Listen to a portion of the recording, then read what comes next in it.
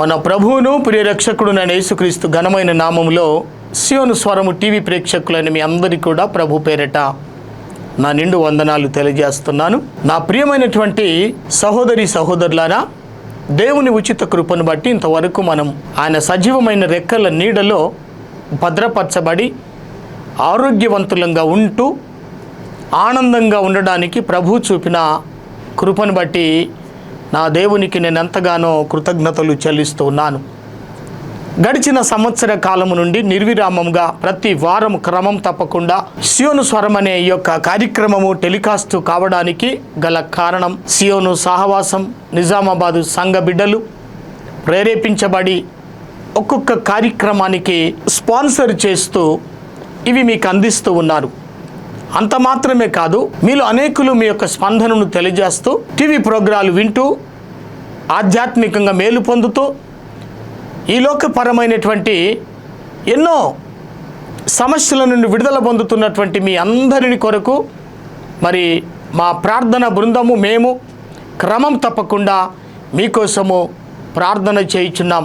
మీరు నమ్మండి, తప్పకుండా మేము సియోను స్వరం టీవీ ప్రేక్షకులందరి కోసం మేము ప్రతినిత్యము మానకుండా మా ప్రార్థన బృందము మేమందరము కలిసి మేము ప్రార్థన చేయించు ఉన్నాం. మా ప్రార్థనలను వింటూ దేవుడు మీ అందరినీ ప్రభు ఆశీర్వదిస్తున్నాడని మేము నమ్ముచున్నాం.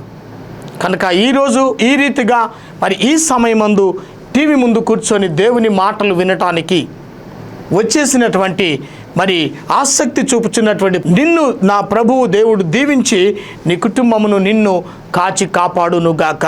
ప్రియ సహోదరి, నీవెన్నో సమస్యలతో సతమతమవుతున్నావు కదా, అనారోగ్య బాధలు ఉన్నవి కదా, ఆర్థిక పరమైన ఇబ్బందులు నువ్వు ఎదుర్కొంటున్నావు కదా. అయ్యో, ఎప్పుడు నాకు ఈ సమస్యలు నన్ను విడిచిపోయేది అని ఆలోచించుకుంటూ కూర్చున్నావు కదా. అయితే సహోదరి, ఈరోజు దేవుడు నిన్ను ప్రేమిస్తున్నాడు, నీతో మాట్లాడడానికి దేవుడు ఇష్టపడుతున్నాడు. నిశ్చయముగా ఈరోజు ఈ వర్తమానము వినిన వెంటనే ప్రభు పరిశుద్ధాత్మ చేత నిన్ను ఆవరింపబోతున్నాడు, నిన్ను దీవించబోతున్నాడు. నీ జీవితంలో నీ కుటుంబంలో ఒక గొప్ప మార్పు దేవుడు ఇవ్వబోతున్నాడు. నీ ఇంట్లో ఒక అద్భుతం దేవుడు అంటున్నాడు. ఈరోజు ఈ మాటలు వినిన వెంటనే ప్రభువు నీ జీవితంలో ఒక అద్భుతము దేవుడు చేయబోతున్నాడు. అది నేను తప్పకుండా ఖచ్చితంగా నేను నమ్మి ఒక దేవుని దాసునిగా నేను మీతో మాట్లాడుతూ ఉన్నాను. దేవుని మాటలు వింటే అద్భుతాలు జరుగుతున్నవి. దేవుని వాక్యములో శక్తి ఉంది, దేవుని నామములో విడుదల ఉంది. అలాంటి విడుదల ఈ సమయంలో దేవుడు నీకు ఇవ్వబోతున్నాడు. నా ప్రియమైన సహోదరి సహోదరుడా, నీవెంతో ఇబ్బందులో, కష్టములో, బాధలో కృంగిపోయి ఉన్నావు కదూ. నిజమే, ముఖాముఖిగా నేను నిన్ను చూసి ఉండకపోవచ్చు, కానీ నా ప్రభువు నిన్ను చూస్తున్నాడు. ఈ వాక్యము ద్వారా నీ ఎద్దుకు వస్తున్నాడు దేవుడు. నీ పరిస్థితి ఆయనకు తెలుసు, నీ జీవితం ఆయనకు తెలుసు. ఖచ్చితంగా ఈరోజు దేవుడు నిన్ను లేవనెత్తబోతున్నాడు. ఈరోజు దేవుడు నిన్ను తట్టబోతున్నాడు, నిన్ను ఆశీర్వదించబోతున్నాడు. నా ప్రభు అయినటువంటి దేవుడు కరుణామయుడు, ప్రేమమయుడు. మరి ఆయన నామములో నేను మీకు శుభములు తెలియజేస్తున్నాను. కనుక ఈనాటి వాక్య ధ్యానము నిమిత్తమై ప్రార్థన చేసుకుందాం. మహాపరిశుద్ధుడైన తండ్రి, నమ్మదగిన ప్రభువా, నీతిమంతుడా, ఘనతయు మహిమయు మహాప్రభావములను మీకు ఆరోపించుకొనొచ్చు ఉన్నాం తండ్రి. ఈ సమయం ముందు మరొకసారి సియోను స్వరం అనే ఈ ఆధ్యాత్మికమైనటువంటి టీవీ కార్యక్రమమును వీక్షించడానికి వచ్చిన బిడ్డల కోసం నేను ప్రార్థన చేస్తున్నాను. యేసు నామములో జీవాధిపతి, ఇప్పుడే నీ పరిశుద్ధాత్మ వారిని ఆవరించునుగాక. ఇప్పుడే వారు స్వస్థత పొందుదురుగాక. ఇప్పుడే వారి కుటుంబంలో ఒక అద్భుతం జరుగునుగాక. నా తండ్రి, నువ్వు అద్భుతాలు చేయువాడవు, ఆశ్చర్యకరమైన కార్యాలు జరిగించి వాడవంటున్నావు. నీకు స్తోత్రం. మనుషులకు అసాధ్యములైనవి నీకు సమస్తము సాధ్యం. నిజమే తండ్రి, ప్రియ బిడ్డలు కృంగిపోయి అయ్యో నా వల్ల ఈ కార్యం జరగట్లేదే అని నిరాశతో ఉన్నారు. అట్టి బిడ్డలకి ఇప్పుడే దేవుని పట్ల గొప్ప విశ్వాసం, నమ్మకం, ధైర్యమును పుట్టించి ప్రభా దేవుడు కార్యం చేస్తాడనే నమ్మకంతో వారిని బలపరచండి. ఈనాటి వాక్యము వినడానికి మేమందరం సిద్ధపడి ఉన్నాం. పరిశుద్ధాత్ముడా, మాతో మాట్లాడండి.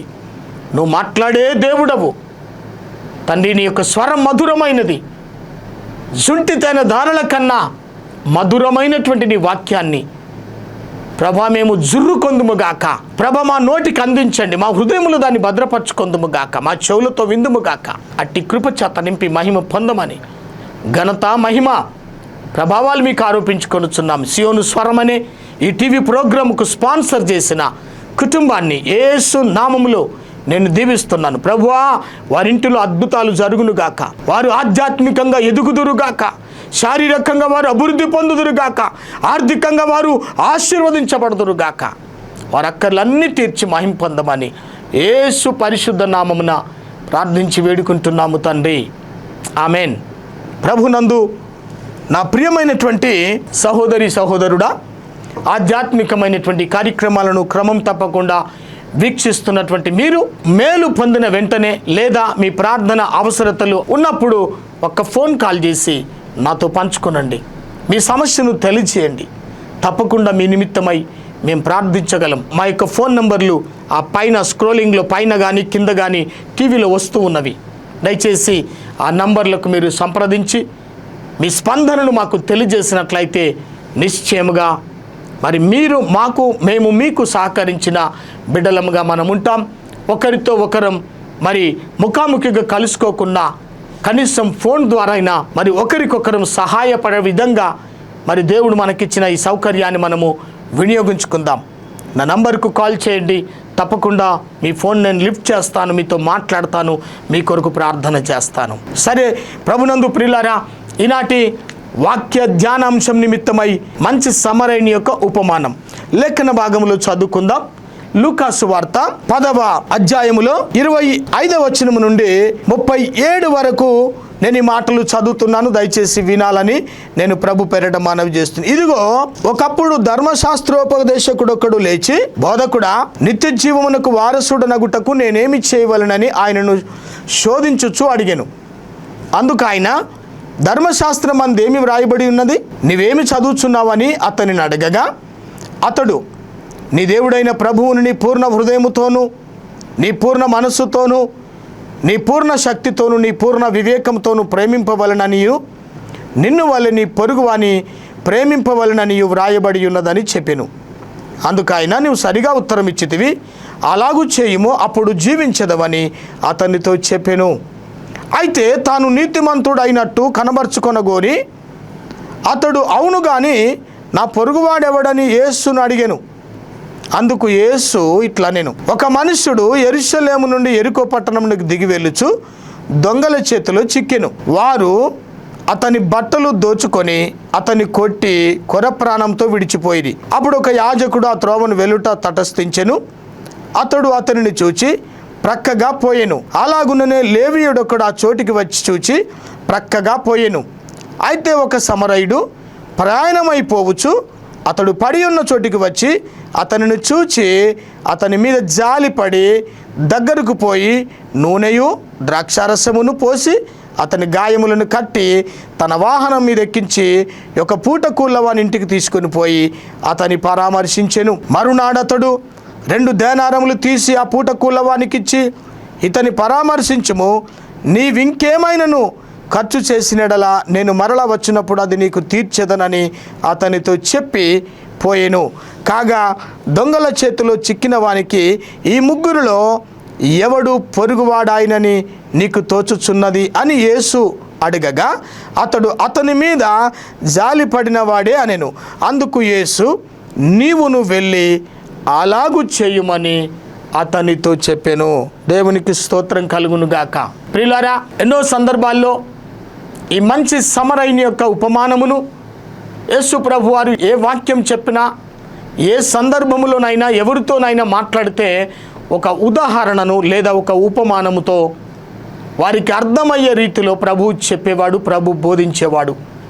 అదేవిధంగా ఈ సమయంలో ఒకప్పుడు ఒక ధర్మశాస్త్రోపదేశకుడు లేచి, అంటే యేసుక్రీస్తు వారిని ఒక ప్రశ్న వేస్తున్నాడు, ఒక ప్రశ్న అడుగుతున్నాడు. అంటే ధర్మశాస్త్రోపదేశకుడు అనగా దేవుని వాక్యాన్ని బోధించేవారే, దేవుని యొక్క వాక్యాన్ని బాగా తెలిసిన వ్యక్తి, అతనే ధర్మశాస్త్రోపదేశకుడు. లేచి, బోధకుడా, నిత్య జీవమునకు వారసుడనగుటకు నేనేమి చేయవలనని ఆయనను శోధించుచు అడిగాను. అనగా ఈయనకు బాగా తెలుసు, ఈయన ఏం చెప్తాడో నాకు తెలిసినంతగా యేసుప్రభుకు తెలవదు అన్న పద్ధతిలో యేసుప్రభునే శోధిస్తూ అడుగుతున్న ప్రశ్నలాగా ఇక్కడ కనబడతా ఉంది. కొంతమంది అలాగే తెగించి అడుగుతూ ఉంటారు. ఇతనేం చెప్తాడో, ఈ సేవకుడు ఏం చెప్తాడో, ఈ బోధకుడు ఏం చెప్తాడో నేను అడిగిన ప్రశ్నకు అని. అంటే ఎందుకనగా వాళ్ళ లోపల తన మట్టుకు తానే నేను నీతిమంతుడనని, నాకు వాక్యం బాగా తెలుసని, నాకు తెలిసినంత ఎవరికి తెలీదు, నేను చదువుకున్నంత బైబిల్ డిగ్రీలు ఇంకెవరు చేయలేదు అని ఎవరి మట్టుకు వాళ్ళు అనుకొని ఇతరులను ప్రశ్నిస్తూ ఉంటారన్నమాట. ప్రియులారా, అలాంటి ప్రశ్ననే ఏకముగా యేసునే అడుగుతున్నాడు ఈ యొక్క ధర్మశాస్త్రోపదేశకుడు. యేసు ప్రభుని అడుగుతున్నప్పుడు యేసు ప్రభు వెంటనే స్పందించి మరొక విధంగా అవును, నిత్య జీవం పోవాలంటే ఈ పని చేయాలని చెప్పలేదు యేసు ప్రభు. మరి ఏమంటున్నాడు? అయితే ఆయన ఏమంటున్నాడంటే, నీవు ధర్మశాస్త్రం అంతా చదువుతున్నావు కదా, ఆ ధర్మశాస్త్రము ఏం చెప్తుంది, ధర్మశాస్త్రమందు ఏమి వ్రాయబడి ఉన్నది అని అతనిని మరొక ప్రశ్న ప్రభు అడిగిన సందర్భం ఇక్కడ మనకు కనబడుతుంది. అందుకు అతడు ఏమన్నాడంటే, చక్కని మాట, సరైనటువంటి జవాబు ఆ ధర్మశాస్త్రోపదేశకుడు చెప్పాడు. ఇక్కడ 27వ వచనములో అతడు నీ దేవుడైన ప్రభువును నీ పూర్ణ హృదయముతోనూ, నీ పూర్ణ మనస్సుతోనూ, నీ పూర్ణ శక్తితోనూ, నీ పూర్ణ వివేకంతోనూ ప్రేమింపవలననియు నిన్ను వలని పొరుగువారిని ప్రేమింపవలనని అని వ్రాయబడి ఉన్నదని చెప్పాను. సరిగ్గానే చెప్తున్నాడు. ఎందుకంటే బైబిల్ తెలిసిన వ్యక్తి కాబట్టి ఇంకా నాకు కొదవేముంది, నాకు తెలవని ప్రశ్నేముంది, నాకు తెలవని విషయం ఏముందని యేసు ప్రభుతో నిజమే చెప్పాడు. మత్తయి సువార్తలో రాయబడింది ఆ మాటలు, మార్కు సువార్తలో రాయబడి ఉన్నవి. అదేవిధంగా ఆయన పాత నిబంధనను, ధర్మశాస్త్రం అనగా మరి బైబిల్లో నుండి లేవియాకాండము 18వ అధ్యాయము 5వ వచనము నుండి ఆయన తీసుకొని ఈ మాటను యేసు ప్రభుకు ఉత్తరం ఇచ్చినటువంటి సందర్భము మనము ఇక్కడ గమనిస్తున్నాం. అయితే అందుకు ప్రభు అంటున్నాడు, ఏమంటున్నాడంటే, అందుకు ఆయన నీవు సరిగ్గా ఉత్తరం ఇచ్చితివి, అలాగూ చేయుము, అప్పుడు జీవించదవని అతనితో చెప్పెను. దేవునికి స్తోత్రం. మరి అదే రాయబడి ఉంది కదా, నీవు దాని ప్రకారంగానే చెయ్యు. ఏం చెయ్యాలి? రెండు ప్రధానమైనటువంటి ఆజ్ఞలు. ఒకటి, దేవుణ్ణి ప్రేమించాలి. రెండవది, దేవుని పోలికగా పుట్టిన మనుషులను ప్రేమించాలి. ఈ 2 ఆజ్ఞలు నీకు బాగా తెలుసు కదా, నువ్వు ఎరుగుదువు కదా. కాబట్టి ఈ 2 ఆజ్ఞలను నువ్వు చేయు. చాలామందికి ఒక ఆజ్ఞ చాలా ఈజీగా ఉంటుంది. ఏం ఆజ్ఞది? దేవుణ్ణి ప్రేమించటం. అది ఎంతో సులభం. ప్రతి ఒక్కరు చెప్తాం, నాకు తెలుసు, నా దేవునికి తెలుసు అంటాం. ఏమని? నాకు దేవుని పట్ల ఎంత ప్రేమ ఉందో దేవునికే తెలుసు, నేను ఎంత ప్రేమిస్తున్నానో.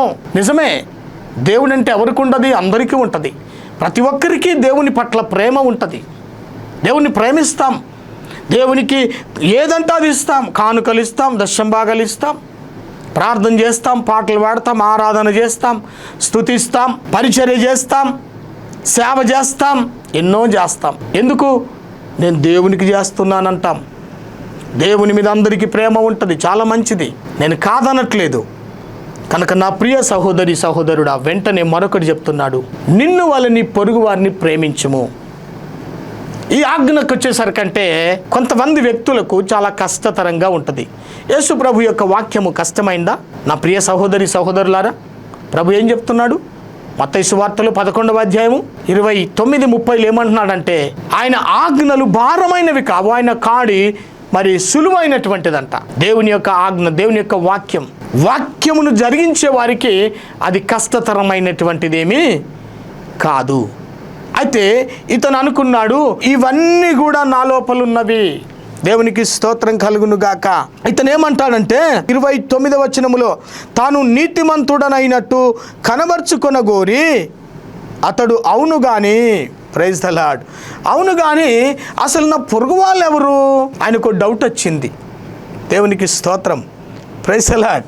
అయితే యేసు ప్రభు చెప్పినటువంటి ఈ మాటలకు ఆ ధర్మశాస్త్రోపదేశకుడు పెద్దగా సంతోషించినట్టుగా కనబడతలేదు. ఈయన ఒకటి అడుగుతున్నాడు, ఆయన ఒకటి చెప్తున్నాడు. ఈయన ఏమడుగుతున్నాడు? నేను నిత్య జీవమునకు వారసుడను కావాలి, అప్పుడు నేనేం చెయ్యాలి అని అడుగుతున్నాడు. ధర్మశాస్త్రములు ఏం రాయబడి ఉందని ప్రభు చెప్తున్నాడు, ఉన్నది ఉన్నట్టుగా అతను చెప్పాడు. మరి ఇంకేంది, అట్లనే చెయ్యు, అట్లనే జీవించు అని అంటే తనే నీతిమంతుడని అయినట్టు యేసు ప్రభువుకు కనబరుచుకొని మరి ప్రభు చెప్పినటువంటి ఈ మాటలకు మళ్ళీ మళ్ళీ ప్రశ్నలు అడుగుతున్నాడు. సంతోషంగా లేడు. ఈ ధర్మశాస్త్రజ్ఞుడు సంతోషించలేదు. తాను దేవుణ్ణి ప్రేమించవలసిన రీతిగా ప్రేమించలేదని అతనికి బాగా తెలుసు. అతడు మనుషులందరినీ కూడా సరిగ్గా ప్రేమించలేదని కూడా అతనికి తెలుసు. Praise the Lord. ఎవరికి ఇలాంటి ప్రశ్నలు వస్తాయండి? ఎవరైతే వాక్యం జరిగించనో వారికే అనుమానాలు వస్తాయి, వారికే ఇలాంటి సందేహాలు వస్తాయి. దేవునికి స్తోత్రం. దేవుని ప్రేమించినటువంటి వాడే ఎవరు? వాళ్ళు మనుషులను ప్రేమించినటువంటి వాడే ఎవరు? మనుషులంటే ఎవరు? పొరుగువారంటే ఎవరు? అని ఇలాంటి తిక్క ప్రశ్నలు అడుగుతూ ఉంటారండి. దేవునికి మహిమ కలుగును గాక.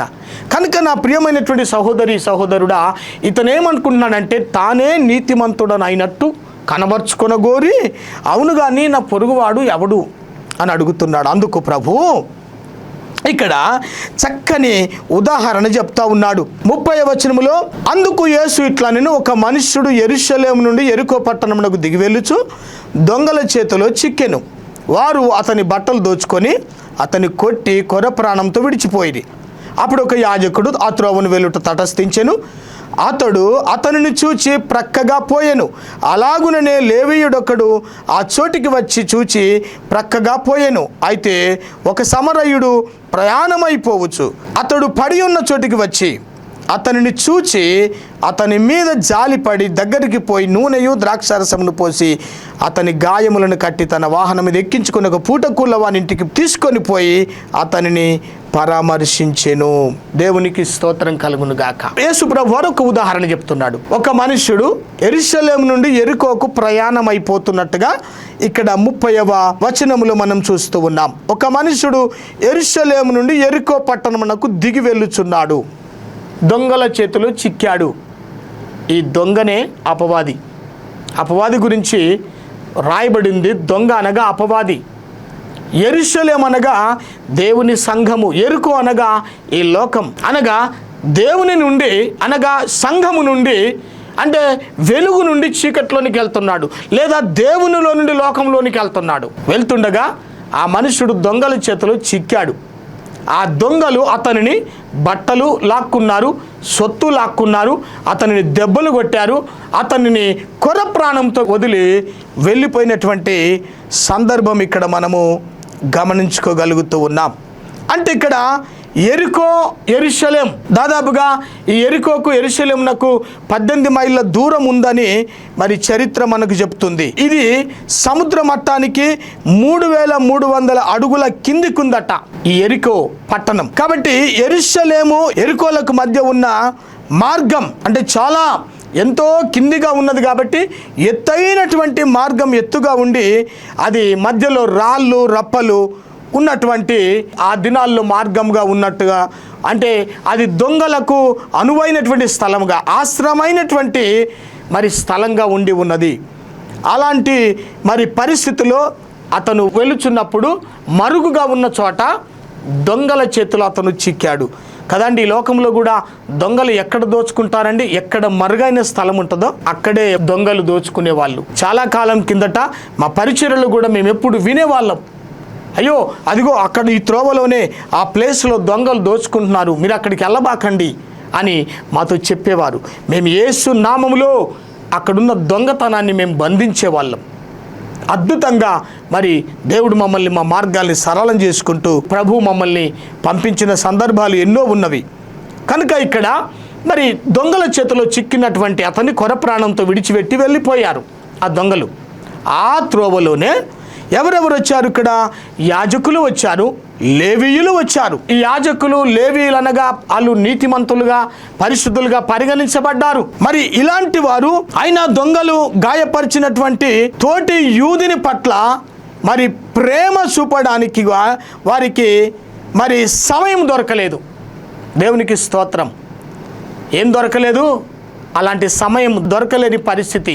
అనగా వాళ్ళు మీటింగ్కి వెళ్తున్నారు, వాళ్ళు బిజీగా ఉన్నారేమో, కాబట్టి మేము బిజీగా ఉన్నాం, మేము మీటింగ్కి వెళ్తున్నాం అని అక్కడి నుంచి వాళ్ళు చూసుకుంటూ వెళ్ళిపోయిన సందర్భము ఇక్కడ కనబడుతుంది. అదే మార్గంలో ఒక సమరయుడు వచ్చాడు. దేవునికి స్తోత్రం. కాబట్టి ఇక్కడ అతడు ఏం చేశాడు? ఒక సమరయుడు మరి అక్కడికి వచ్చాడు. వచ్చి వీళ్ళేమో చూసి వెళ్ళిపోయారు. ఈ సమరయుడు మాత్రము అక్కడ నిలిచిపోయిండు, ఆగిండు. దేవునికి మహిమ. అయితే ఆగిపోయినటువంటి ఈ సమరయులు పూర్తిగా యూదులు కారు. యూదులు సమరయులు ఒకరినొకరు ద్వేషించుకునేవారు, తిట్టుకునేవారు. సమరయులు అంటే నీచంగా ఉండేవాళ్ళు, తక్కువ స్థానంలో ఉండేవారు, తిట్టుకునేవారు, ద్వేషించుకునేవారు. ఆయనను కూడా ఈ సమరయుడు దొంగల చేతిలో గాయపడిన యూదుని చూసి జాలిపడ్డాడు. కొన్ని సమయాల్లో నీతిమంతులు అనుకునే వారికి లేని జాలి, నీచాతి నీచంగా చూసినటువంటి వారికే జాలి ఉన్న సందర్భం ఇక్కడ మనం గమనిస్తూ ఉన్నాం. అయితే అతను జాలి పడడమే కాకుండా ఏం చేస్తున్నాడు? ఇక్కడ గాయపడిన వాని గురించి పూర్తి భారాన్ని ఆయన వహించాడు. దేవునికి స్తోత్రం. ఆ గాయాల పాలైన వ్యక్తిని చూడడమే కాదు, ఆగడమే కాదు, జాలి పడడమే కాదు, కానీ ఆయనను గురించినటువంటి భారాన్ని తాను వహించిన సందర్భం ఇక్కడ మనకు గమనించగలుగుతున్నాం. అతడు గాయపడిన వ్యక్తిని మరి సత్రానికి తీసుకొని పోయి అతడు తనకి ఎంత ఖర్చు అయిందో ఆ ఖర్చు అంతా భరించాడు. దేవునికి స్తోత్రం కలుగును గాక. పొరుగువారిని ప్రేమించడం అంటే ఇదే. కాబట్టి మనము మాటతో, నాలుకతో కాక క్రియతోనూ సత్యంతోనూ ప్రేమిద్దామని యోహాను మొదటి పత్రికలో 3:18 రాయబడింది. మన ప్రేమ మాటతోనూ నాలుకతోనూ కాక క్రియ సత్యముతో ఉండాలి.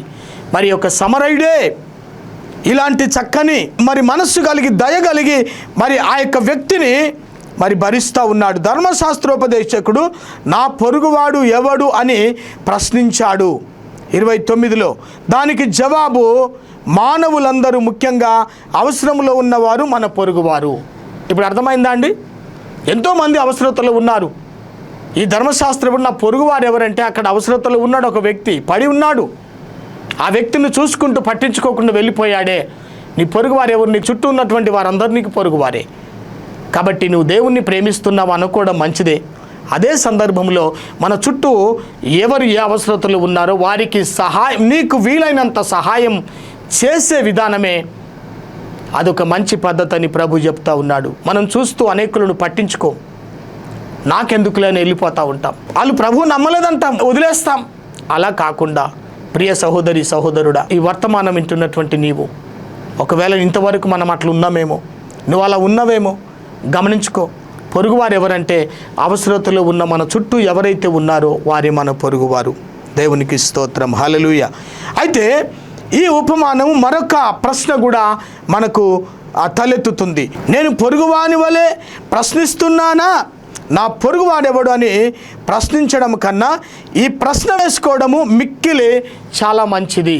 దేవునికి స్తోత్రం.